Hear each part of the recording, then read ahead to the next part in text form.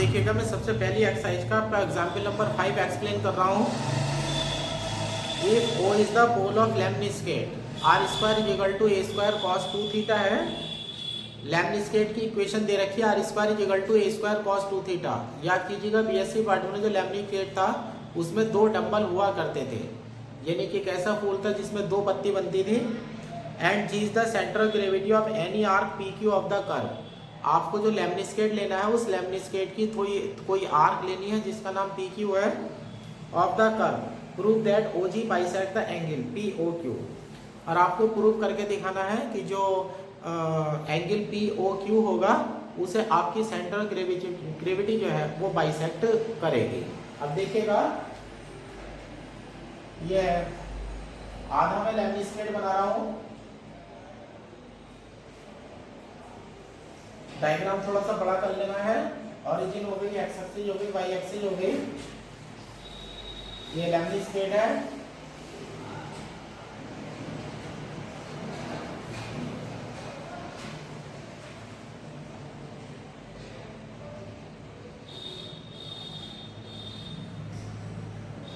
ये आपका लेमनिस्केट तैयार हो गया है। ये लेमनिस्केट मैंने आधा हिस्सा बनाया है। सिर्फ लेमनिस्केट में 2 लूप होते हैं, मैंने सिर्फ एक ही लूप बनाया है। इसकी कोई चाप लेनी है पी क्यू और प्रूव करके दिखाना है। उसकी जो सी जी होगी वो एंगल ओ पी क्यू को बाइसेक्ट करेगी। ये देख लीजिएगा, मान लीजिएगा ये बिंदु टी है और मान लीजिएगा ये बिंदु क्यू है। कितना हिस्सा लेंगे आप? इतना हिस्सा मैं डार्क कर देता हूं। लास्ट वीडियो में मैंने आपको सिखाया था, जितना हिस्सा मैं डार्क बना रहा हूँ उतने हिस्से की आपको सीजी जो है ज्ञात करनी होती है। ये एक अच्छा तरीका होता है अपनी बात को रिप्रेजेंट करने का। अब ऐसे मान लीजिएगा, ये ओ को पी से मिला देते हैं, ओ को क्यू से मिला देते हैं, ये मिला देते हैं। अब हमें पी क्यू वाला जो पोर्शन है उसकी सीजी जो है वो ज्ञात करनी है। अब एक छोटी सी एलिमेंट्री आर्क ले लीजिएगा। ये आर है, ये एस है और इसकी जो लेंथ हो जाएगी वो डेल्टा एस हो जाएगी। ये ध्यान रखना, मैं जो नाम डाल रहा हूँ वो वही डाल रहा हूँ जो कि डायग्राम में दिए गए हैं। तो उससे क्या होगा, आपको थ्योरी लिखने में आसानी होगी, कैलकुलेशन में आपको समझा दूंगा। मेन चीज इसमें जो है डायग्राम समझाना है और इंटीग्रेशन की लिमिट समझाना है। अब ये आर हो जाता है और ये एस हो जाता है। ये आपकी एलिमेंट्री आर्क है, ये एलिमेंट्री आर्क है। अब ये यहाँ पर जो है ये एंगल मान लिया जाएगा, इस वाले एंगल को हम अल्फा ले लेंगे। और यहाँ पर जो पड़ोसी पॉइंट हो जाएंगे ये आर थीटा हो जाएगा, ये आर प्लस डेल्टा हो जाएगा और ये हो जाएगा थीटा प्लस डेल्टा थीटा। ये हो जाएगा एलिमेंट में वैल्यू हो जाएगी आपकी, ये वैल्यू हो जाएगी आपकी आर थीटा हो जाएगा, x plus r plus delta, theta plus delta theta हो जाएंगे। ये आपने एक छोटी सी चाप ली है, ये एंगल अल्फा है, ये एंगल मान लीजिएगा बीटा है। इस एंगल को वो बीटा ऐड कर लेगा। अब आपको प्रूव करके दिखाना है कि जो सेंटर ऑफ ग्रेविटी होगी वो सेंटर ऑफ ग्रेविटी जो है एंगल पी ओ क्यू को बाइसेक्ट करेगी। तो इसका आंसर हम एंगल के पदों में ही लेकर के चलेंगे। आप देख लीजिएगा, मान लीजिएगा ये कोई लाइन है, ये कोई लाइन है। यहाँ पर हमारे आर की सेंटर ऑफ ग्रेविटी आएगी जी एक्स बार कॉमा वाई बार। यानी कि अब ये जो मैंने जी माना है, ये जो मेरी आर्क पी क्यू है, इसकी पी क्यू की कहीं ना कहीं सेंटर ऑफ ग्रेविटी होगी। ये वाला पॉइंट मैंने मान लिया है कि जो सेंटर ऑफ ग्रेविटी है उसके coordinate x bar comma Y बार है। और जो सेंटर ऑफ ग्रेविटी से लाइन जाती है, मान लीजिएगा उसका बनने वाला एंगल है गामा। ये सारे एंगल वही रखे हैं मैंने जो उसमें माने गए हैं। मैं कैलकुलेशन आपको बता देता हूँ। आपको लेमनिस्केट दे रखा है r square is equal to a square cos 2 theta. R square is equal to a square cos 2 theta दे रखा है।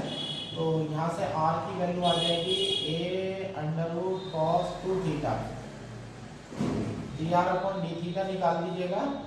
अंडर रूट का 1/2 आएगा, लेकिन 2 से 2 कैंसिल हो जाएगा, तो ये हो जाएगा minus a sine 2 theta upon under root cos 2 theta. ये आपकी d r upon d theta की वैल्यू आ जाएगी यहाँ पर। Under root cos two theta, चूंकि d s is equal to the under root r square plus d r upon d theta का whole square d theta. तो under root में जब आप वैल्यू रखेंगे तो a square cos two theta हो जाएगा और plus d r upon d theta का होल स्क्वायर रखेंगे तो ये हो जाएगा a square sine square two theta upon under root cos two theta, sorry under root हट जाएगा, कॉस टू थीटा हो जाएगा। अब यहाँ पर देखिए जब आप एलसीएम लेंगे तो cos square two theta plus sine square two theta, ये आपकी वैल्यू बन जाएगी। तो आपका d s is equal to बन जाएगा a d theta upon under root cos two theta. ये आपकी डी एस की वैल्यू बन चुकी है। अब आप फार्मूला लगाइएगा एक्स बार और वाई बार का। ये डी एस की वैल्यू बन चुकी है। अब x bar is equal to integration x d s upon integration d s और y bar is equal to integration y d s upon integration d s. अब सीजीआर, अब यहाँ से डायग्राम से देख लीजिएगा, एक्स बार का फार्मूला आ गया है, वाई बार का फार्मूला आ गया है, डायग्राम के अकॉर्डिंग चलिएगा।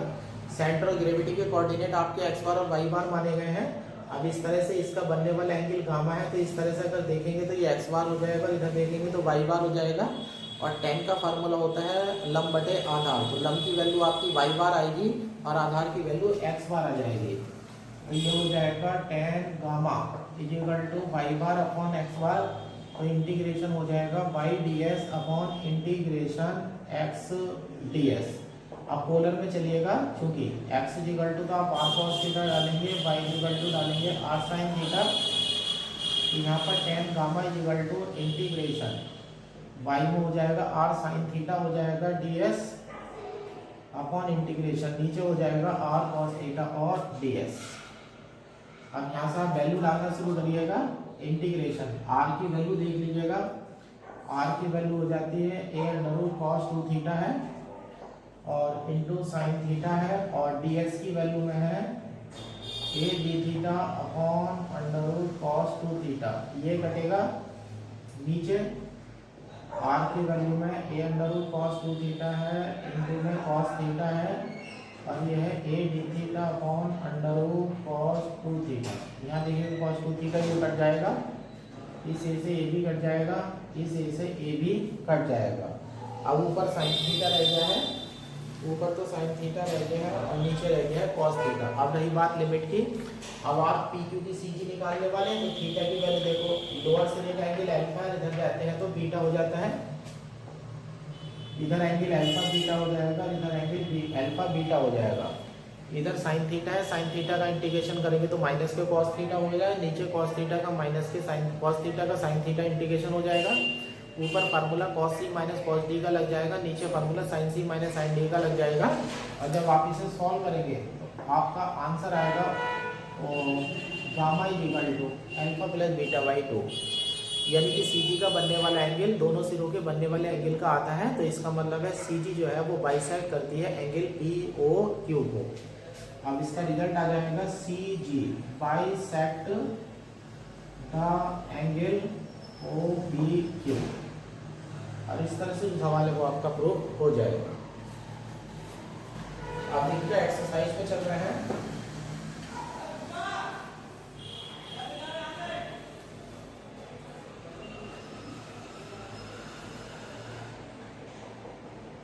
एक्सरसाइज 1C पहला क्वेश्चन।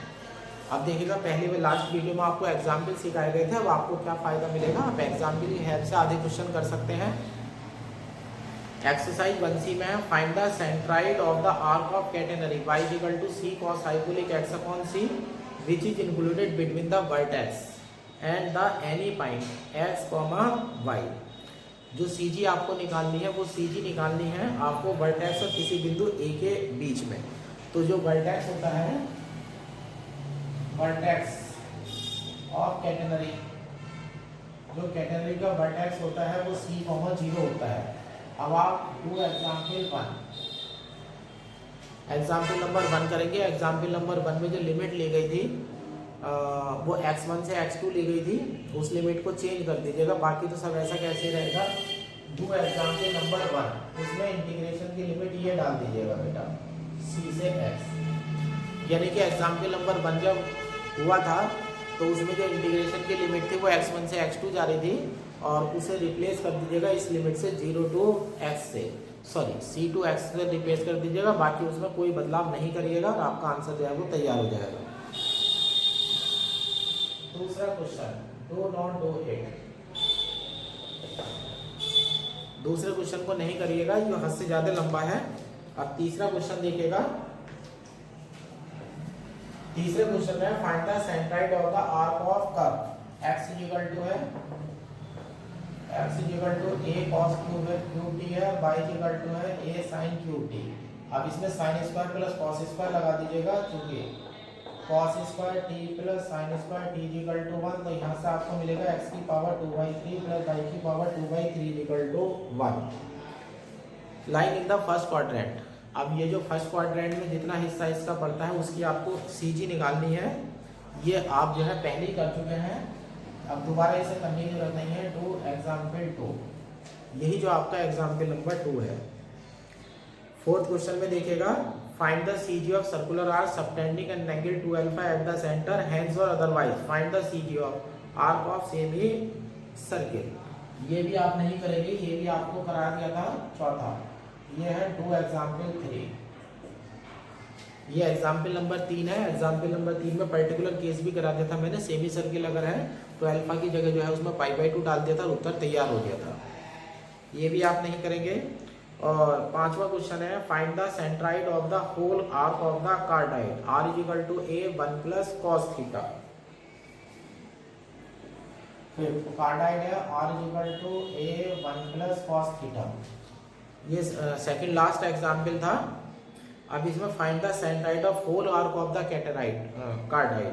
अब पूरी जो हमने क्वेश्चन करा था उसमें जो क्वेश्चन करता, अब इसमें होल आर्क ऑफ कार्डाइड पूछा गया है। क्या पूछा गया है? Whole arc of cardioid. तो आप क्या करेंगे, अब कार्डाइड आपको पूरा बनाना पड़ेगा।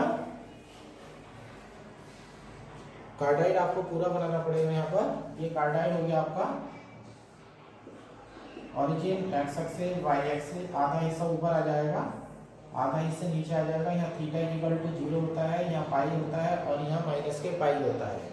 सारी चीजें बिल्कुल उसी तरह से लीजिएगा। छोटा सा एलिमेंट्री आर्क ले लीजिएगा, पी क्यू है, ये आर थीटा है, ये आर प्लस डेल्टा है, थीटा प्लस डेल्टा थीटा है और ये छोटी सी आर्क जो है वो डेल्टा एस है। अब आपको पूरे आर्क की CG निकालनी है, तो इसके लिए आप उस एग्जाम्पल को रिपीट करिएगा, यानी कि डू एग्जाम्पल 4। आप पूरी कैलकुलेशन एग्जाम्पल नंबर 4 की उतार लीजिएगा, लेकिन बस चेंज क्या करिएगा, लिमिट कर दीजिएगा -π से +π। क्योंकि आप यहाँ से यहाँ जा रहे हैं, यहाँ से यहाँ जा रहे हैं, तो आप पूरे आर्क कार्डाइड की आर्क लेने के लिए ऐसे जाएंगे तो -π से होते हुए +π तक जा रहे हैं। अब माइनस और कोई इसमें बदलाव नहीं होगा, और कोई इसमें बदलाव नहीं होगा। जो लिमिट होगी वो -π से +π हो जाएगी। जो हमने कार्डाइड का क्वेश्चन करा था उसमें जो है लिमिट जो है वो 0 से π ली थी, आधी आधी आर्क थी, तो x बार भी निकला था, y बार भी निकलेगा। अब ये आधा कार्डाइड ऊपर पड़ता है और आधा कार्डाइड नीचे पड़ता है, तो सिमेट्री से जो CG होगी वो x एक्सिस पर पड़ेगी। ये -π से π लिमिट ले लेंगे और y bar equal to 0, by symmetry. Symmetry से जो है y बार की जो वैल्यू है वो 0 हो जाएगी। यहाँ पर सिमेट्री से y बार की वैल्यू 0 हो जाएगी, क्योंकि आधी आकृति x एक्सिस के ऊपर पड़ती है और आधी आकृति x एक्सिस के नीचे पड़ती है। x एक्सिस बिल्कुल बीच में से जा रही है और सेंटर ऑफ ग्रेविटी आपकी ऐसे रेखा पर पड़ती है जो आपकी आकृति के 2 बराबर भाग करता है। तो y बार इसमें नहीं निकलेगा, डायरेक्ट लिख देंगे y symmetry, y bar equal to 0। और इस तरह से जो है आपकी पहली एक्सरसाइज जो है वो खत्म हो जाती है। जो पहली एक्सरसाइज है उसमें चाप की CG निकालनी थी, दूसरी एक्सरसाइज में जो है CG ऑफ एरिया निकालनी है।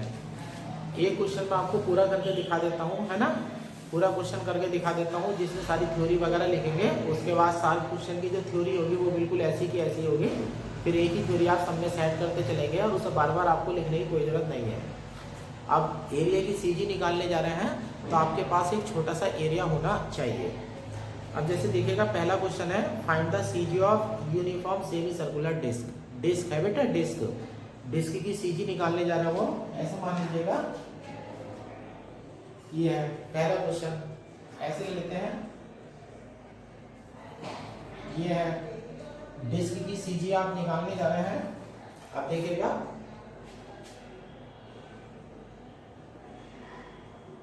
ये मेरे पास एक सर्किल है,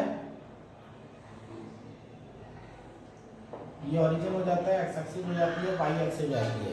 ये समय ये सर्किल है, सर्किल की बीच की जगह अगर भर जाए तो वो डिस्क बन जाएगी, लेकिन मुझे सेमी सर्कुलर डिस्क बनानी है तो इतना हिस्सा ले लेता हूँ मैं।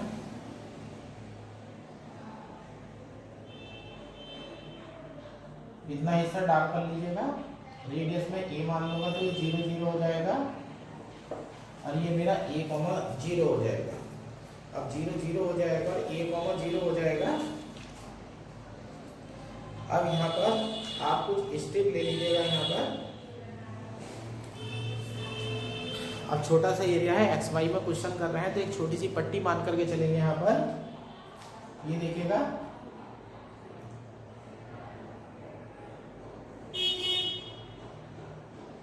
ये पी क्यू है, ये पी डैश और क्यू डैश है।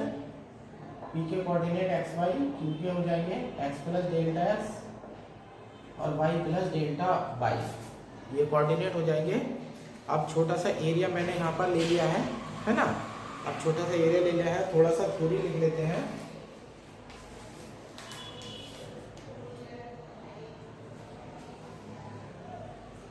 ये late O is center and A is radius of semicircular disc.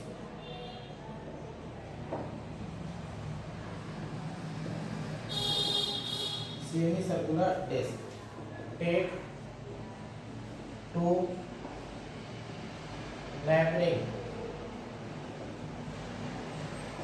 neighboring points P x, y and Q, x plus delta x, y plus delta y on the curve। ये curve पर दो पड़ोसी बिंदु ले लिए गए हैं। अब इनको डबल कर दिया गया है, P dash and Q dash are double ordinate. ये डबल ऑर्डिनेट आपको हो गए हैं। अब ये लीजिएगा पूरा, ये स्ट्रिप हो गई है। छोटे से इससे ही कैलकुलेशन करनी है तो मुझे स्ट्रिप चाहिए है।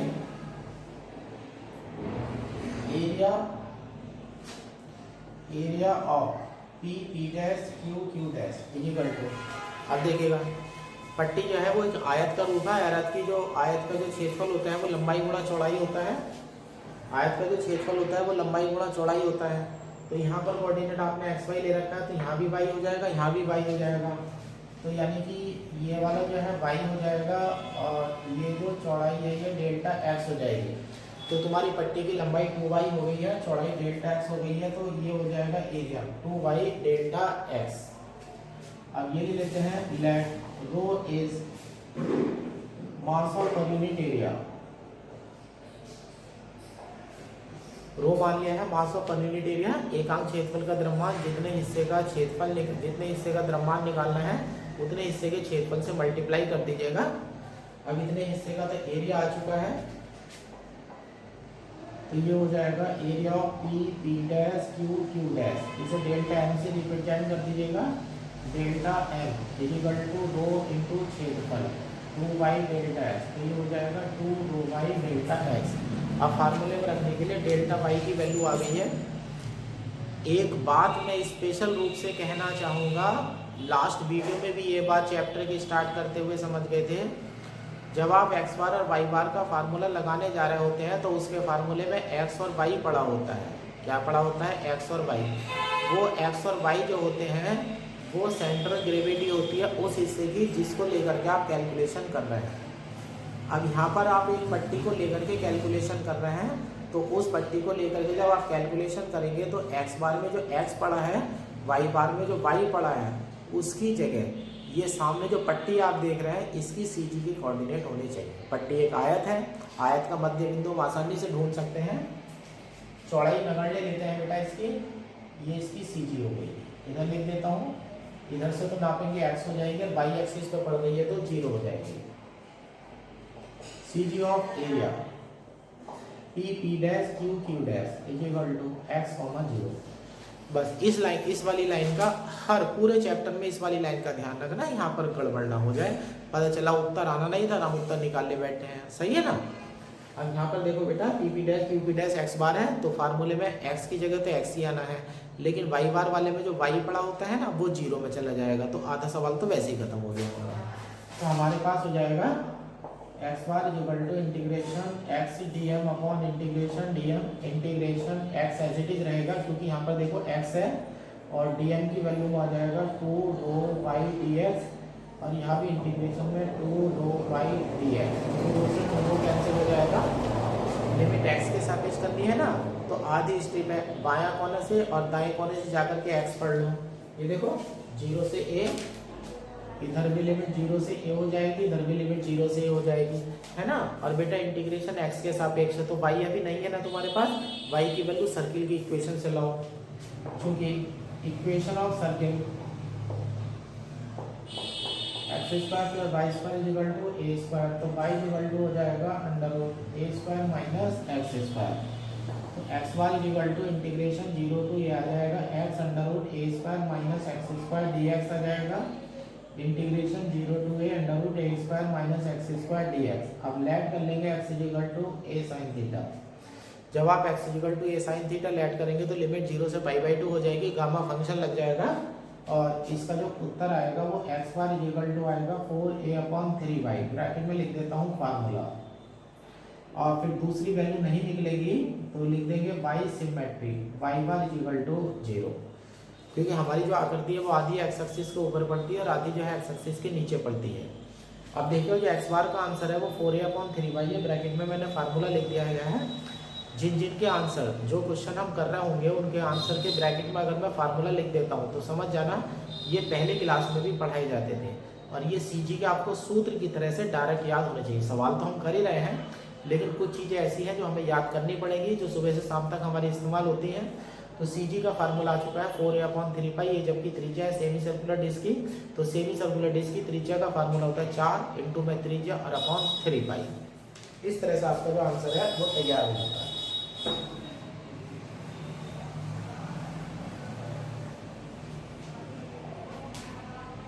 अब दूसरा क्वेश्चन देखिएगा,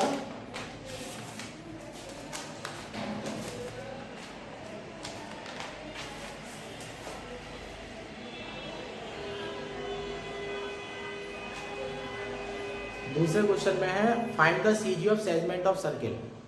एक सर्किल के सेगमेंट की सीजी निकालनी है which subtend an angle 2α at the centre, जो अपने सेंटर पर 2α एंगल बनाता है। Hence find the CG of uniform disc, फिर उसकी हेल्प से यूनिफॉर्म डिस्क की सीजी निकालनी है which is the shape of A quadrant of circle, और वो जो है सर्किल के क्वाड्रेंट के रूप में होनी चाहिए। अब सर्किल का एक सेगमेंट लेना है, सेमी मतलब डिस्क का एक सेगमेंट लेना है, लेकिन उसके अंदर खास बात होनी चाहिए कि वो अपने सेंटर पर जो है एंगल को 2α बना रहा हो। देखिएगा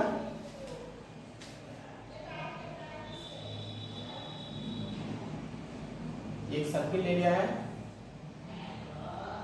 ये ओरिजिन है, एक्स एक्सिस है, वाई एक्सिस है, रेडियस ये डालूंगा तो ये 0 हो जाएगा, ये 0 0 हो जाएगा। अब इतना हिस्सा ले लीजिएगा, बिल्कुल इतना इधर, ऊपर भी एंगल अल्फा हो जाएगा और नीचे भी एंगल अल्फा हो जाएगा, इतना हिस्सा। जितना हिस्सा मैं डार्क कर रहा हूं उतने हिस्से की सीजी जो है वो आपको याद करनी है। ये मैं आपको पहले ही बता चुका हूँ, सीजी सिर्फ आप उतने ही सी याद करेंगे जितना हिस्सा डार्क करने हैं। आप देखिएगा यहाँ पर जो मैंने सेगमेंट लिया है, वो सेगमेंट का जो मैंने छोटा सा हिस्सा लिया है वो अपने सेंटर पर एंगल बना रहा है 2α का, ये, और यहाँ पर ये बना देता हूँ मैं ये। अब यहाँ से ये खींचेगा,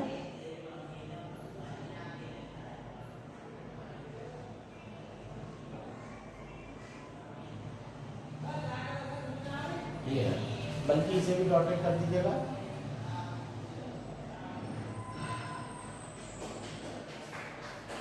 ये है आपका, ये आपका डिस्क का सेगमेंट है, ये है सेगमेंट बेटा, ये वाला जिसकी सीधी तुम्हें निकालनी है। ये हिस्सा नहीं है इसमें, ये दोनों जो हिस्से हैं ये सेगमेंट है। कुछ मान लीजिएगा नाम है इसका, ये ए मान लेता हूँ, ये बी मान लेता हूँ, ये पॉइंट में सी मान लेता हूँ सेगमेंट में। फिर वही छोटी सी स्ट्रिप ले लेते हैं, जगह थोड़ी सी कम पड़ गई है। ये पी क्यू है, ये पी डैश क्यू डैश है, सारी थ्योरी वही रहेगी। X y, x plus delta x, y plus delta y. ये छोटी सी पट्टी की सीधी जो है वो एक्स एक्सिस पर आ चुकी है, तो इसका सेंटर हो जाएगा हमारा एक्स, 0। जो थ्योरी है वो पहले क्वेश्चन की उतार दीजिएगा पूरी की पूरी, बस आखिरी लाइन में जाकर के इंटीग्रेशन की लिमिट चेंज कर दीजिएगा।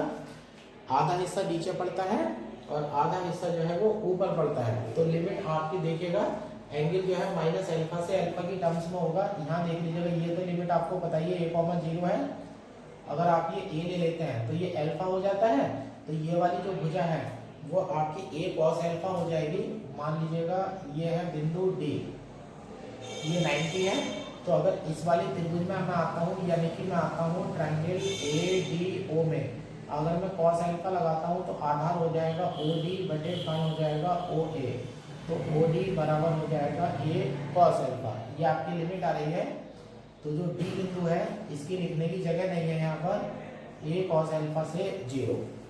तो लिमिट जो है A cos अल्फा 0 है, तो लिमिट आपकी x में चलेगी। A cos अल्फा से आप कहाँ चले जाएंगे, A चले जाएंगे। तो यानी कि आप क्वेश्चन नंबर 1 करिएगा, H question number 1। Question number 1 में देखिएगा एक्स बार की वैल्यू यहीं से देख लीजिएगा। एक्स बार की वैल्यू में इंटीग्रेशन आपका एक्स आ गया था और under root a square minus x square d x आ गया था, और यहाँ under root a square minus x square d x. ये वाली लाइन मैंने उठा ली है, ये वाली। लेकिन अब लिमिट यहाँ से यहाँ चलिएगा तो लोअर लिमिट हो जाएगी आपकी ए कॉस अल्फा से ए, इधर भी ए कॉस अल्फा से ए। ये आपकी लिमिट हो जाएगी यहाँ पर ए कॉस अल्फा से ए लिमिट हो जाएगी। अब यहाँ इंटीग्रेशन में आप फंस सकते हैं, इंटीग्रेशन में फंस सकते हैं।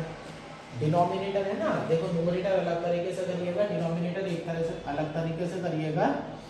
अब आप ऐसे कर लीजिएगा फॉर न्यूमरेटर,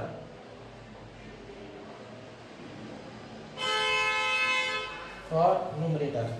ये एक काम कर लेते हैं, ऐसे मान लो लेट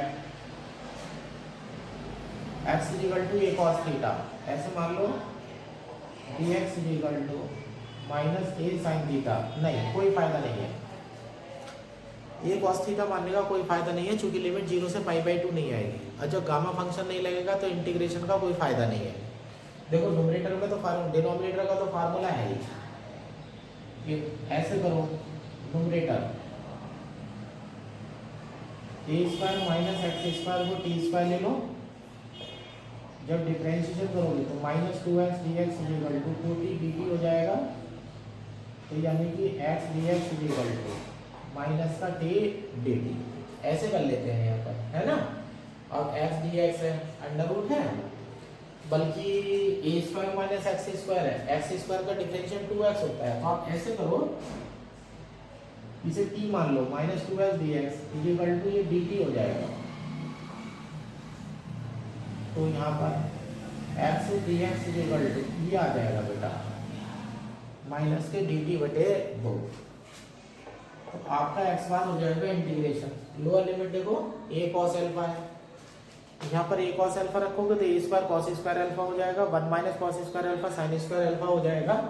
तो ये लिमिट हो जाएगी आपकी a sin अल्फा, और ऊपर वाली लिमिट में जब a रखेंगे तो 0 हो जाएगा।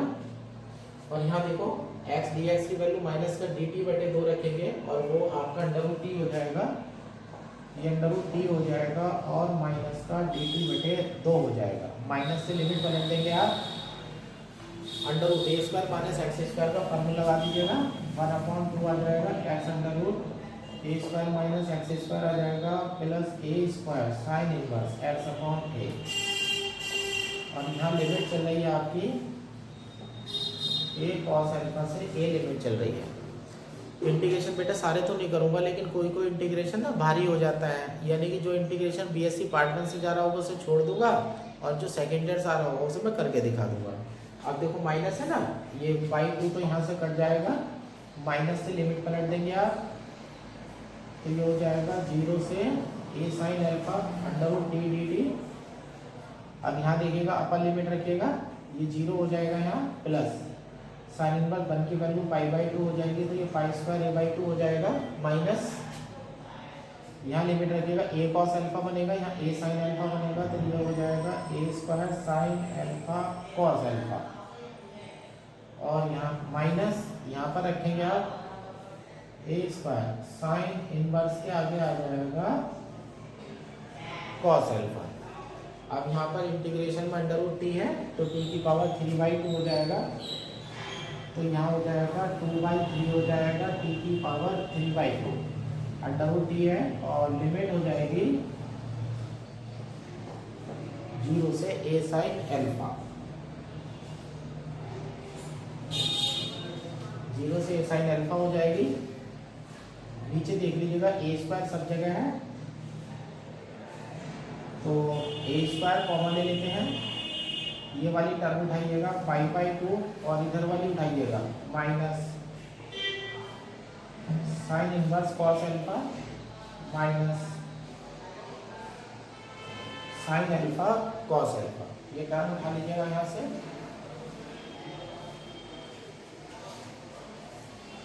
ऊपर देख लीजिएगा 2/3 आ जाता है, पावर करेंगे ना ए साइन अल्फा, तो 1/2 कर रहे हैं, तो 1/2 3/2 पावर करेंगे, तो यहाँ ए की पावर 3 आ जाएगी, और साइन क्यूब अल्फा हो जाएगा यहाँ पर पावर 3/2 में।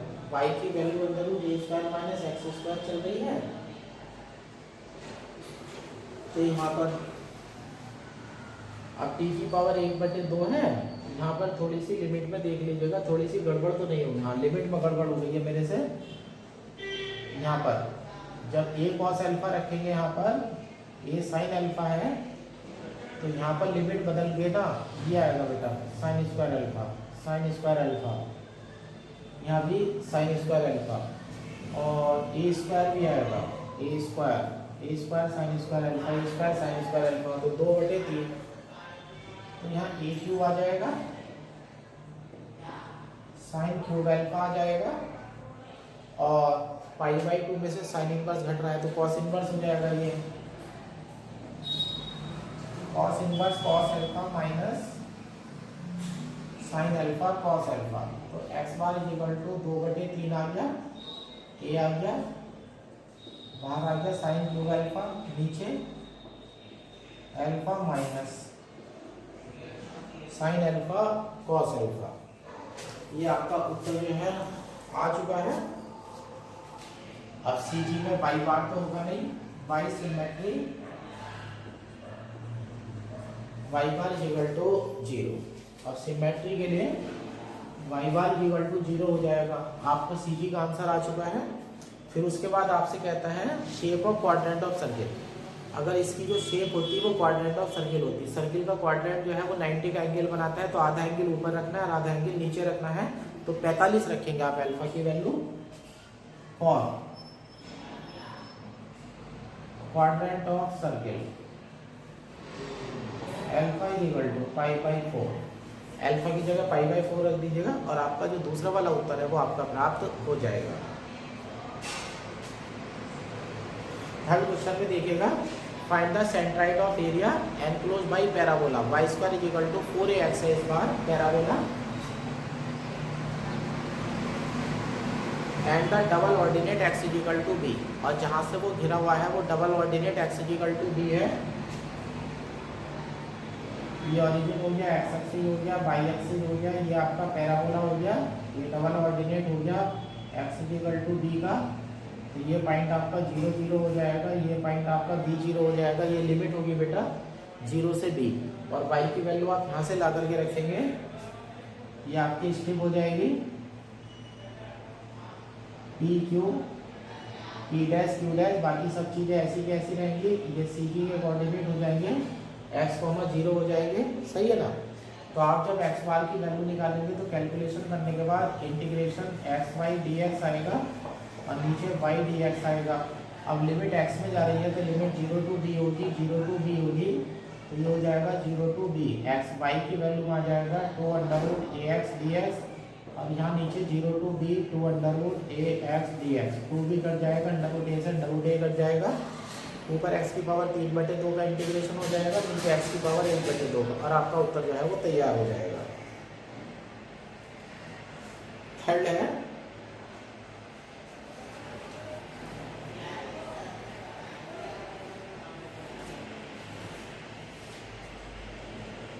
Fourth question. फोर्थ क्वेश्चन में क्या है, find the centre of gravity of plane lamina. Plane lamina है एक समतल पटल of uniform density in the form of quadrant of an ellipse. अब इलिप्स का क्वाड्रेंट लेना है, ये ले लेंगे आप let ellipse as x square upon a square plus y square upon b square equal to 1। ये इलिप्स का क्वाड्रेंट ले लीजिएगा, ओरिजिन एक्स एक्सिस और वाई एक्सिस, ये आपका 0 0 हो जाएगा, ये a 0 हो जाएगा और यहाँ 0 भी हो जाएगा, ये देखिएगा straight P Q x comma y x plus delta x comma y plus delta y, ये वाई हो जाएगी, ये डेल्टा एक्स हो जाएगी, ये n है और ये m है, ये इसकी बात ले रहे हैं। ये देखिएगा इस वाले क्वेश्चन में ना क्वाड्रेंट ले रहे हैं, तो पहले से आधी पट्टी ना बन गई इसमें, तो पट्टी आधी हो या पूरी हो, क्षेत्रफल ऊपर के फार्मूले में आता है नीचे के फार्मूले में आता है, तो वो तो किस्सा खत्म हो जाएगा। फार्मूला वैसे ही बैठेगा, सारी कैलकुलेशन बस 2 घंटा चलेगा, है ना, क्योंकि पट्टी की लंबाई वाई हो गई।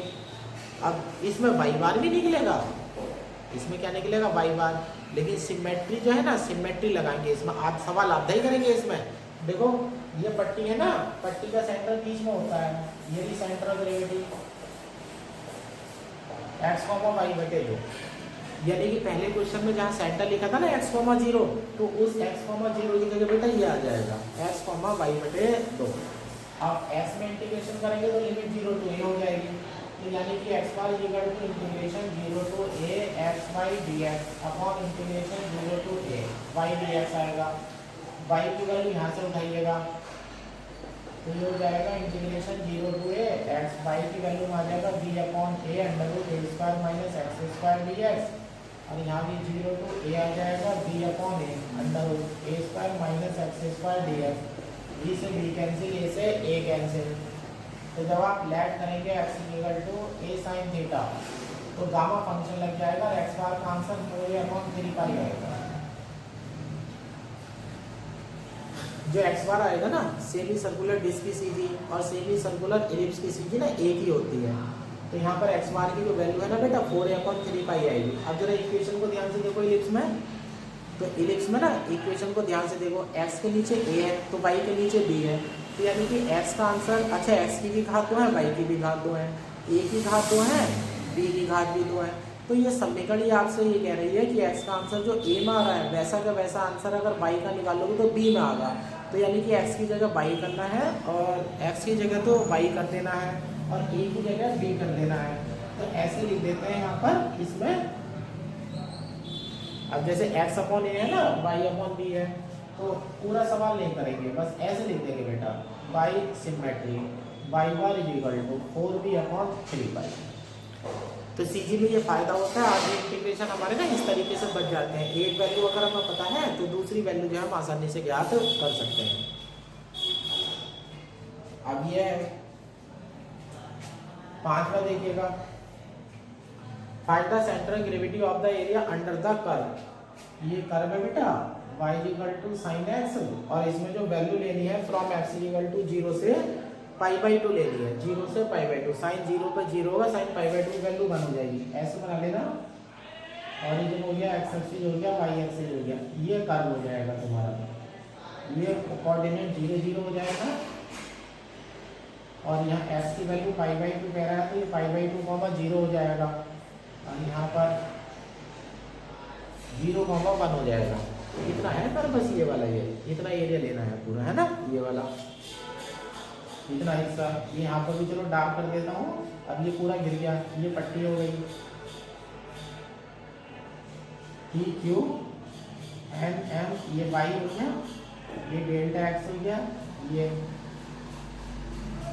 एक्स कॉमा वाई बटे 2।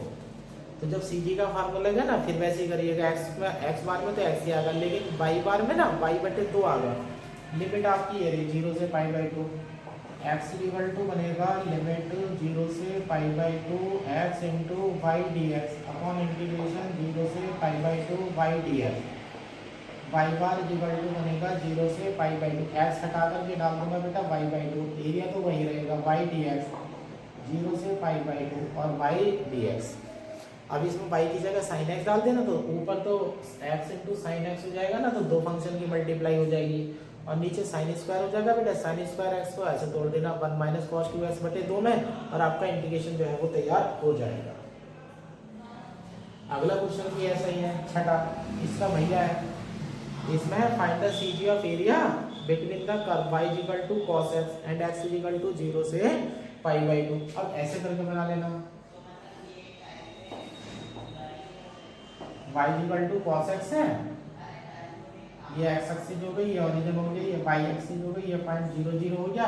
अब cos 0 पे वैल्यू 1 होती है, पाई बाई 2 पर 0। अब सारी चीजें ऐसी की ऐसी हो जाएंगी, ये हो जाएगा पाई बाई 2 0, ये पट्टी हो गई, पी क्यू हो गया, एन एम हो गया, वाई हो गया, डेल्टा एक्स हो गया, ये सी जी एक्स कॉमा वाई बटे 2। तो यानी कि ये हो गया एच क्वेश्चन 5। सभी का नंबर वो 5वां सवाल ही है, यो बस साइन की जगह ना वो डाल देना कॉस, इंटीग्रेशन आ जाएगा।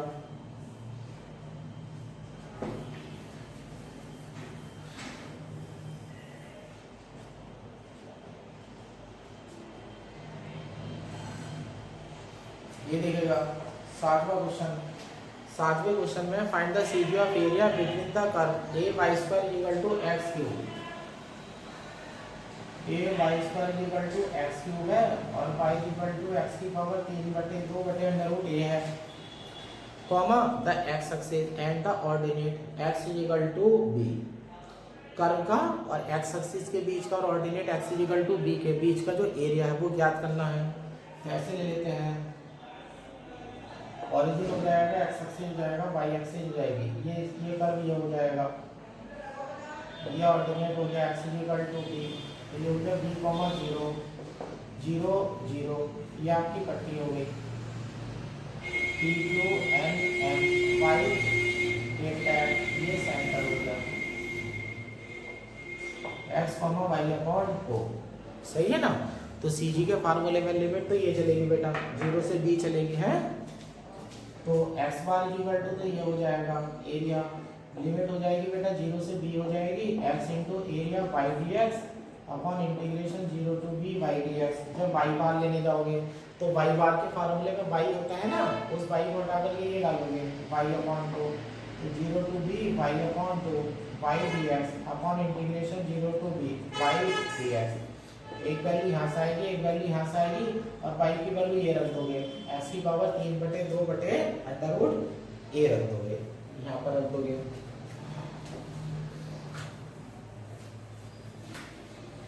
यहाँ देखिएगा 8वां क्वेश्चन। 8वें क्वेश्चन में साइक्लाइड आ रहा है, ये क्वाड्रेंट। 8वें क्वेश्चन में है find the position of CG of area of curve. पतंग आ रही है बेटा, x की पावर 2/3 प्लस y की पावर 2/3 इक्वल टू a की पावर 2/3। जितनी x की पावर है ना उतनी y की पावर है, और वो कह रहा है lying in the positive quadrant. जो CG निकालनी है वो उतने कर्व की निकालनी है जो पॉजिटिव क्वाड्रेंट में पड़ता है। जितनी पावर x की है उतनी पावर y की है, तो जो आंसर x बार का आएगा वही उसे दे देना y बार को। ये हो गया ना पूरा डायग्राम, ऐसे बना देता हूँ। ओरिजिन हो गया, एक्स एक्सिस हो गई, वाई एक्सिस हो गई, 4 कस्प होते हैं। ये वाला मुझे नहीं चाहिए, ये वाला मुझे नहीं चाहिए, ये वाला मुझे नहीं चाहिए, ये चाहिए बस। इसकी सीजी निकालनी है। ये 0 0 हो गया, ये ए 0 हो गया, ये 0 ए हो गया, ये आपकी पट्टी हो गई, P Q M M y, ये डेल्टा एक्स हो जाएगा, ये हो जाएगा एक्स कॉमा वाई बटे 2। सारे क्वेश्चन की ना थ्योरी वोरी मत लिखना, बस ऐसे ही शॉर्ट में कर देना, जितना मैं छोड़ रहा हूँ उसका इंटीग्रेशन कर लेना, पता चला इंटीग्रेशन में बंटा धार कर दो तुम जा करके। और थ्योरी किसी भी सवाल की उठा लेना। दो तरह की पट्टी बन रही, एक तो पट्टी ऊपर नीचे बन रही है तो उसकी तो सी जी एक्स कॉमा 0 चल रही है, और एक पट्टी ऊपर ऊपर नीचे बन रही है उसकी सी जी एक्स कॉमा वाई बटे 2 चल रही है। और जब इसमें लेने जाओगे ना, इसमें एक्स वाई लेने जाओगे तो लिमिट में 0 to a हो जाएगा, और यहाँ हो जाएगा x y d x 0 to a y d x, तो ये हो जाएगा 0 to a। अब यहाँ देखो ना y है, y की वैल्यू अगर यहाँ से निकालोगे यार तो ये आएगी a की पावर 2/3 माइनस एक्स की पावर 2/3 और पूरे की पावर 3/2 dx 0 to a की पावर 2/3 माइनस एक्स की पावर 2/3 पूरे की पावर 3/2 dx। भारी मत समझना इसे, सेकंडों में सवाल हो जाएगा। गामा फंक्शन लगेगा इसमें, आप ये करना let x equal to a sine theta ले लेना, सॉरी एक्स की जगह लेना पड़ेगा ए साइन क्यूब थीटा, और लिमिट 0 से π/2 हो जाएगी, गामा फंक्शन लग जाएगा। तो यहाँ से एक्स बार की वैल्यू आ जाएगी, फिर वाई सिमेट्री लगा देना, y bar equal to x bar, तो वाई बार निकालने की जरूरत नहीं है, तो जो एक्स बार की वैल्यू आएगी वही ऑटोमेटिकली उसकी बन जाएगी, वाई बार की वैल्यू बन जाएगी।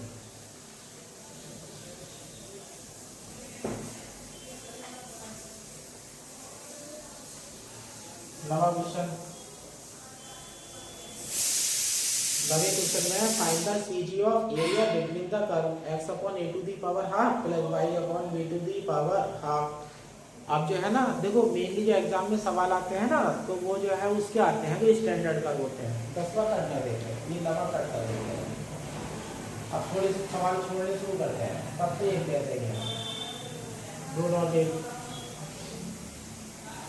10वां, 10वें में ट्यूब बनेगा बीएससी पार्टन का, ये भी नहीं करना है।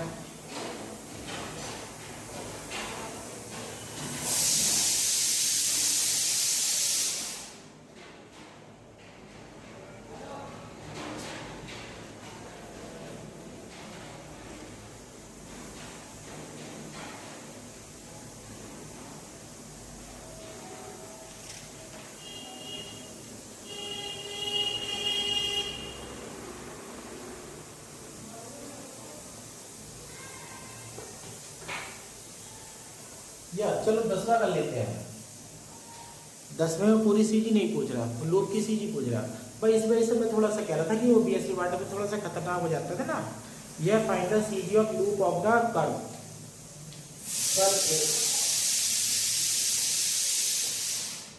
y square into a plus x is equal to x square into a minus x, तो y square is equal to x square a minus x upon a plus x.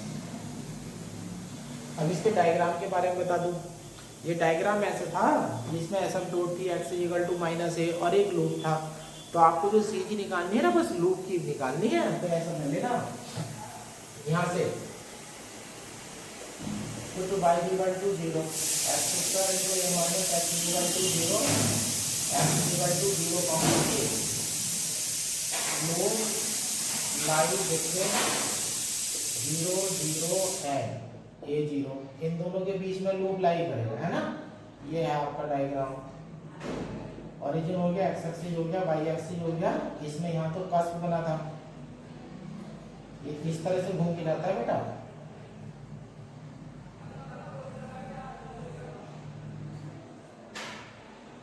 ये घूम करके जाएगा, ये P बन जाएगा, P डैश बन जाएगा, Q बन जाएगा, Q डैश बन जाएगा, ये पट्टी हो जाएगी। इसकी सीधी हो जाएगी x, 0। बाकी तो तुम्हारे डायग्राम में सारी चीजें वही रहेंगी, x y, x plus delta x, y plus delta y. तो पहले क्वेश्चन वाली सीधी आ जाएगी बेटा। ये वाला सिरा होता है a, 0 पर, और ये 0, 0 है, तो लिमिट 0 टू a जाएगी।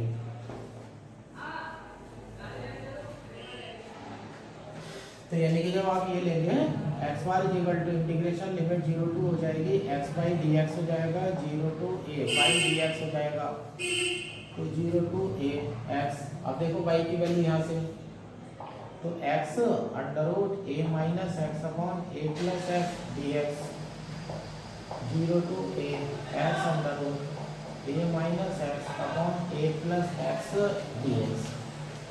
अब इंटीग्रेशन जो है बेटा इंटीग्रेशन ना थोड़ा सा वैसा लग रहा है कि इंटीग्रेशन जो है वो भारी सा है ना। अब मैं इसे थोड़ा सा तुम्हें ना हिंट दे देता हूँ इंटीग्रेशन के लिए, थोड़ा सा हिंट दे देता हूँ। आप ऐसे करना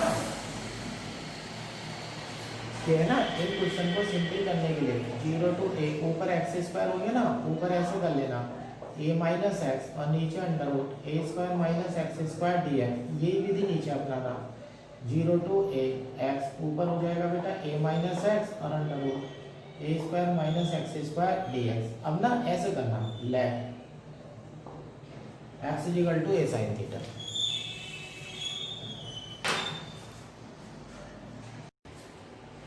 x is equal to a sine theta ले लेंगे आप तो आपका इंटीग्रेशन जो है वो आसानी से हो जाएगा, उसमें कोई दिक्कत नहीं होगी। या चलिएगा दो लाइन और कर देता हूँ। X is equal to a sine theta कर लेते हैं तो d x is equal to हो जाता है a cos theta d theta. अब यहाँ देखिएगा लिमिट में लिमिट 0 टू पाई बाई 2 हो जाएगी ए स्क्वायर साइन स्क्वायर थीटा हो जाएगा ए माइनस ए साइन थीटा हो जाएगा और अपॉन में under root a square minus x square है तो ए कॉस थीटा हो जाएगा और यहाँ भी हो जाएगा ए कॉस थीटा डी थीटा। ए कॉस थीटा कैंसिल हो जाएंगे, डिनोमिनेटर में भी लिमिट 0 से पाई बाई 2 हो जाएगी। ए साइन थीटा हो जाएगा ए माइनस ए साइन थीटा हो जाएगा, नीचे ए कॉस थीटा ऊपर ए कॉस थीटा डी थीटा। ए कॉस थीटा कट जाएगा, 2 घात यहाँ है 1 घात यहाँ है 3 घात, नीचे से 2 आएगी तो आपकी एक तो ए आ जाएगी और लिमिट यहाँ 0 से पाई बाई 2 हो जाएगा। साइन स्क्वायर है साइन स्क्वायर अंदर ले जाएंगे तो ये हो जाएगा sine square theta d theta minus यहाँ हो जाएगा 0 से pi by 2 sign cube theta d theta, नीचे यहाँ 0 से pi by 2 sine theta d theta minus 0 से pi by 2 sine square theta d theta. और सिंपल इंटीग्रेशन कर दीजिएगा, गामा फंक्शन लगा दीजिएगा और आपका जो आंसर है वो आपको तैयार मिल जाएगा। आपका आंसर आपको तैयार मिल जाएगा। आप देखिएगा, आप चलते हैं find the CG of area enclose by the curve y square is equal to a x and x is equal to c. ये भी बेकार सवाल है। ये है 11, ये कर्व है y square is equal to c x है, sorry y square is equal to a x है तो परवल ही हो गया ये parabola at x is equal to c, नहीं x is equal to a है, ये थोड़ा सा मिस्टेक हो रहा है। ये पैराबोला हो गया आपका, ऑरिजिन हो गया एक्स एक्सिस हो गया वाई एक्सिस हो गया, ये पैराबोला हो जाएगा और यहाँ हो जाएगा 1, 0 और 0, 0। तो हिसाब कर लीजिएगा एज पैराबोला का क्वेश्चन था as question number 3, question number 3 की तरह से कर लीजिएगा बस, है ना। और देखो अब अगला क्वेश्चन जो है 12वां, अब ये आर थीटा का है। आर थीटा पे देख लेना कैसे लेते हैं। Find the coordinate of the central gravity of the area of loop of the curve. R equal to ये दे रखा है a sine 2 theta which lies in the positive quadrant, that density being supposed uniform।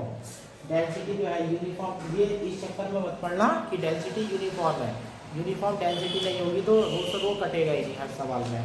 अब are theta वाला सवाल है ना, अब आर थीटा वाले सवाल में, अब ये तो अभी एक्स वाई वाले सवाल थे। अब आर थीटा वाले में एरिया जो लेते हैं ना छोटा सा, वो एक त्रिभुज के रूप में लेते हैं तो वो 1/2 आर स्क्वायर डी थीटा बनता है। एक इसकी भी थ्योरी दिखा देता हूँ। अब लूप है ना, आर इक्वल टू 0 करेंगे, sine 2 theta equal to 0, 2 theta equal to 0 हो जाएगा, एक पाई हो जाएगा, theta equal to 0, pi by 2। Loop lie between theta equal to 0 and theta is equal to pi by 2। इसके बीच में हमारा लूप आ जाएगा ये।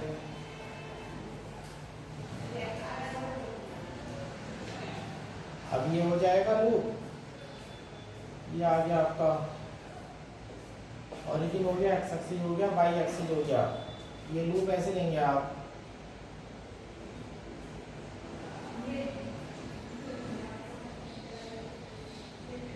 ये लूप जो लेंगे वो इस तरह से लेंगे आप, है ना। आर इक्वल टू ये लूप हो जाएगा। अब छोटा सा ये ना ऐसे लेते हैं, ये पड़ोसी बिंदु हो गए P Q r theta r plus delta theta plus delta theta. अब इसे ना त्रिभुज का रूप दे देते हैं, ये त्रिभुज का रूप दे देते हैं। ये थीटा हो जाएगा, ये छोटा सा डेल्टा थीटा, ये आर हो जाएगा और ये आर प्लस डेल्टा आर हो जाएगा। यहाँ लिमिट हो जाएगी थीटा इक्वल टू 0 से theta equal to pi by 2, यह लिमिट हो जाएगी, है ना। अब आर थीटा वाली जो क्वेश्चन है ना, तो आर थीटा वाले क्वेश्चन में ना स्ट्रिप नहीं लेनी है, उसकी जगह ना एक त्रिभुज का रूप ले लेना है। और ये ध्यान रखना, त्रिभुज की जो सेंटर ऑफ ग्रेविटी होती है, त्रिभुज की सेंटर ऑफ ग्रेविटी वो माध्यिका पर होती है, और अपनी माध्यिका की लंबाई का ना 2/3 होती है। सेंटर ऑफ ग्रेविटी, त्रिभुज की सेंटर ऑफ ग्रेविटी माध्यिका की लंबाई का 2/3। अब इसकी सीजी ऐसा होती है, यहाँ जैसे सीजी आ जाएगी ना, तो इस सीजी के कोऑर्डिनेट होते हैं 2/3 आर कॉस थीटा और 2/3 आर साइन थीटा। तो ये सीजी के जो कोऑर्डिनेट लेने हैं आपको, वो सीजी के कोऑर्डिनेट लेने हैं आपको 2/3 r cos theta 2/3 r sine theta. यानी कि फार्मूले में एक्स बार की जगह तो जो एक्स बार के फार्मूले में एक्स पड़ा है ना, उसकी जगह तो 2/3 आर कॉस थीटा आएगा, और वाई बार के फार्मूले में जो वाई पड़ा है वहाँ पर आएगा 2/3 आर साइन थीटा, ये आ जाएगा। अब एक्स वाई जब करने जाएंगे आप, लिमिट तो आपकी 0 से पाई बाई 2 है, आप ऐसे लिखेंगे consider a elementary area O P Q where P r theta and Q r plus delta r comma theta plus delta theta the neighbouring points. ये जो आपके नेबरिंग पॉइंट्स हैं, अब ये हो जाएगा एरिया ऑफ ट्रायंगल OPQ। अब जो त्रिभुज का क्षेत्रफल होता है ना, तो त्रिभुज का क्षेत्रफल 1/2 आधार गुना ऊंचाई होता है। जो OP वाली है ना, तो ये इससे तो आधार का काम कर लेंगे, और ऊंचाई ना PQ से ले लेंगे। PQ एक चाप है, तो चाप बराबर कोण गुणा त्रिज्या हो जाएगा। तो इस तरह से आप ऐसे लिखना 1/2 OP into PQ, 1/2 R into R delta theta, ये हो जाएगा 1/2 R स्क्वायर डेल्टा थीटा, ये हो जाएगा। फिर let rho be the mass of per unit area, ये हो जाएगा mass of area of triangle OPQ equal to, ये हो जाएगा ρ/2 R स्क्वायर डेल्टा थीटा, ये हो जाएगा। अब इसकी बेटा मैं सीजी ले लेता हूँ, CG of triangle OPQ 2/3 R cos theta और यहाँ 2/3 R sin थीटा। तो जब आप फार्मूला लगाएंगे x bar equal to integration x dm upon integration dm, तो इंटीग्रेशन एक्स की जगह तो आ जाएगा 2/3 R cos थीटा, और dm की वैल्यू ये पड़ी आपकी है डेल्टा m, तो ये हो जाएगा 2/2 R स्क्वायर आ जाएगा डी थीटा आ जाएगा, integration dm 2/2 R square d theta, rho cancel दो कैंसिल, तो x bar equal to formula ये बन जाएगा 2/3 बाहर आ जाएगा, 2/3 बाहर आ जाएगा, है ना। और ऊपर बन जाएगा इंटीग्रेशन में r³ आ जाएगा cos थीटा डी थीटा, और नीचे R square d theta, limit 0 से पाई बाई 2 और 0 से पाई बाई 2। अब यहाँ पर आप आर की जगह डालने जा रहे हैं कर्व की इक्वेशन को। आर इक्वल टू है ए साइन 2 थीटा। तो यहाँ पर ए क्यू बनेगा या ए स्क्वायर बनेगा, तो एक्स बार में ना ये आ जाएगा, तो a/3 आ जाएगा और ऊपर हो जाएगा इंटू इंटीग्रेशन 0 से π/2 आर क्यूब की वैल्यू में sine cube 2 theta into cos theta d theta, और नीचे आ जाएगा 0 से π/2 साइन स्क्वायर थीटा और इंटू डी थीटा। अब आपकी जो है ये वैल्यू है, सीधे सीधा आपकी वैल्यू जो है ये बन जाएगी, है ना। यहाँ पर सॉरी, यहाँ पर भी 2 थीटा आएगा। अब आप ये यूज कर लेना, चूंकि sine 2 theta is equal to 2 sine theta cos theta, तो यहाँ पर ना साइन 2 थीटा कॉस थीटा हो जाएगा, तो साइन की पावर 3 कॉस की पावर 4 हो जाएंगी। यहाँ साइन की पावर भी 2 हो जाएंगी, कॉस की पावर भी 2 हो जाएंगी, है ना। और दोनों में 0 से π/2 लिमिट चली रही है तुम्हारी, तो उसमें गामा फंक्शन लगा देना और तुम्हारा आंसर जो है वो तैयार हो जाएगा। ऐसे ही एक्स बार सिखा दिया। अब जैसे वाई बार निकालना है, अब जैसे अगर वाई बार निकालना है तो इंटीग्रेशन वाई dm हो जाएगा और इंटीग्रेशन dm हो जाएगा। तो सारी कैलकुलेशन ऐसी चलेगी, बस कॉस थीटा है ना, कॉस थीटा की जगह साइन थीटा हो जाएगा, तो यानी कि ऐसे की ऐसे ही, तो यानी कि यहाँ पर आ जाओगा, तो ये हो जाएगा 2/3 हो जाएगा, ऊपर 0 से π/2 आर क्यूब, अब हो जाएगा साइन थीटा डी थीटा, और नीचे 0 से π/2, ये तो ऐसा कैसे रहेगा, आर स्क्वायर डी थीटा। फिर वैसे ही आर की वैल्यू रख दोगे, साइन 2 थीटा को तोड़ दोगे और आपका आंसर जो है वो तैयार हो जाएगा। इस तरह से आपका आंसर जो है वो तैयार हो जाता है। 13 question, find the CG of loop of the curve. अब ये है बेटा r equal to cos 2 theta, सबसे पहले करो r equal to 0, cos 2 theta is equal to 0, 2 theta is equal to plus minus π/2, theta is equal to plus minus π/4। Loop lie between theta is equal to minus π/4 and theta is equal to π/4। एक बात ध्यान रखना, जैसे sign को अगर 0 ले रहा हो तो 2 लगातार वैल्यू लेना जो 0 देती हैं, लेकिन अगर कॉस को 0 रख रहा हो ना तो हमेशा 2 वैल्यू लेना, एक प्लस वाली और एक माइनस वाली। तो कॉस के जितने भी सवाल होते हैं ना, तो उनकी आधी आकृति ऊपर और आधी आकृति नीचे बनती है, तो सिमेट्री से ना वाई बार जो है वो 0 हो जाता है। अब ये है, अब इस तरह से बन जाएगा, ये एक्स एक्सिस हो गई, वाई एक्सिस हो गई, ओरिजिन हो गया, ये लाइन हो गई थीटा इज इक्वल टू π/4 की, ये लाइन हो गई theta is equal to minus के π/4 की। ये लूप तैयार हो गया, ये छोटा सा एरिया हो गया। सब कुछ ऐसा कैसे रहेगा, P Q r theta r plus delta theta plus delta theta, ये थीटा हो जाएगा, ये आर हो जाएगा, ये डेल्टा थीटा हो जाएगा, यहाँ सी टी हो जाएगी, 2/3 आर कॉस थीटा और 2/3 आर साइन थीटा। अब फार्मूला तो ऐसे ही आएगा ना जैसे पहले वाला आया था, ये x bar is equal to, अब इसमें ना एक्स बार होगा, अब इसमें ये वाली वैल्यू में तो कोई फर्क नहीं पड़ेगा, डॉट डॉट सारी चीजें वही हैं, तो x bar is equal to 2/3 आ जाएगा। अब लिमिट ये आ जाएगी बेटा, माइनस π/4 से π/4 आ जाएगा, आर क्यूब आ जाएगा, कॉस थीटा डी थीटा आ जाएगा, नीचे लिमिट माइनस π/4 से π/4 हो जाएगा, आर स्क्वायर डी थीटा हो जाएगा।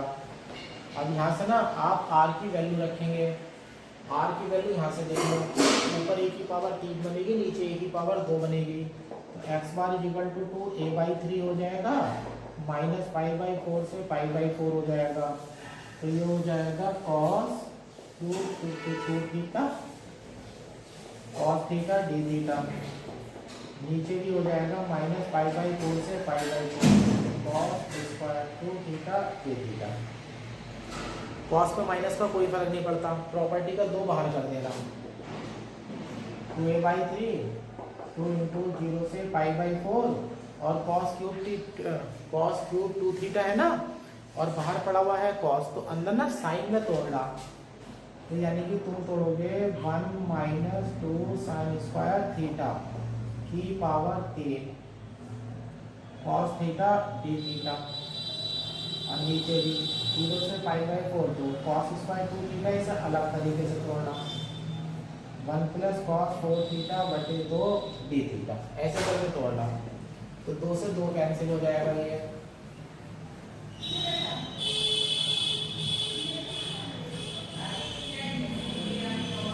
2 से 2 कैंसिल हो जाएगा, है ना। तो नीचे 1 का तो थीटा हो जाएगा, कॉस 4 थीटा का साइन 4 थीटा बटे 4 हो जाएगा, उसमें तो कोई दिक्कत नहीं होगी। और ऐसे कर लेना, अंदर ना यहाँ साइन पड़ा हुआ है और बाहर कॉस पड़ा हुआ है, इन न्यूमरेटर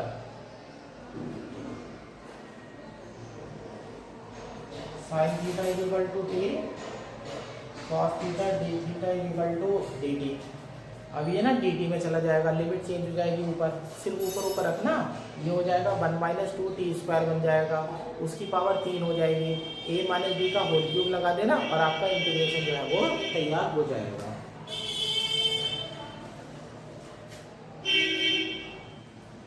ये है 14 क्वेश्चन है, find the CG of region bounded by the parabola x square equal to 4ay है। पैराबोला की सीजी निकालनी है बेटा, x square equal to 4ay of region bounded by the parabola x square equal to 4ay comma x axis, एक तरफ से x axis bound है, and the ordinate x equal to b. अब parabola ऊपर की तरफ बन जाएगा, ये ऑरिजिन हो गया, एक्स एक्सिस हो गई, वाई एक्सिस हो गई, ये पैराबोला हो गया।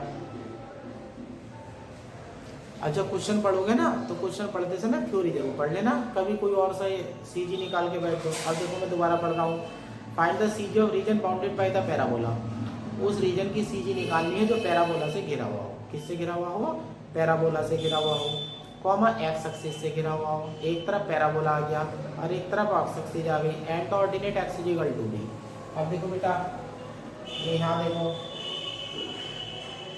इतना तो तुम्हें पैराबोला लेना है, इधर से एक्स एक्सिस आ गई, इधर ऑर्डिनेट हो गया एक्स इक्वल टू बी, ये 0 0 हो जाएगा, ये बी 0 हो जाएगा, कितने की सीजी निकालनी है, ये पट्टी हो गई